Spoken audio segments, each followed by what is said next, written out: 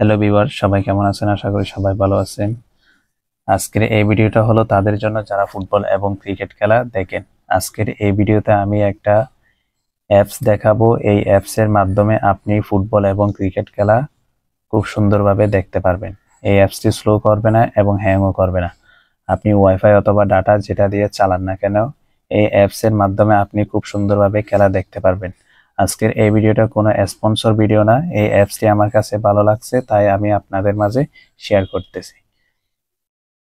ভিডিওটা না টেনে শুরু থেকে শেষ পর্যন্ত দেখতে থাকুন, তাহলে আপনি সম্পূর্ণ পদ্ধতিটা শিখে নিতে পারবেন। আর আপনি যদি আমার এই চ্যানেলের নতুন দর্শক হয়ে থাকেন তাহলে চ্যানেলটি সাবস্ক্রাইব করে পেজটিকে ফলো দিয়ে সাথে থাকুন। পরবর্তী ভিডিওর নোটিফিকেশন পাওয়ার জন্য অ্যাপসটি ডাউনলোড করার জন্য আপনি প্রথমে গুগল প্লে স্টোরে চলে যাবেন।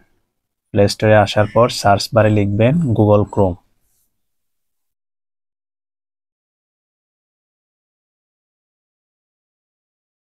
গুগল ক্রোম লেখার পর এখানে যদি আপডেট চাই আপডেট দিয়ে দিবেন। আমার এখানে আপডেট চাচ্ছে না, ওপেনে ক্লিক করে দিচ্ছি।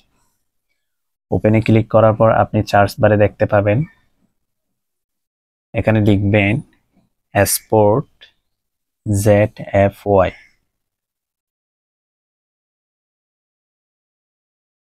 এই লেখাটা লিখে ক্লিক করে দিবেন। এরপর নিচে চলে আসবেন।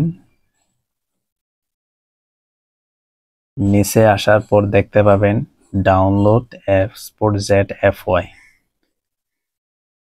এটার ভার্সনটা দেখতে পারবেন 6.4।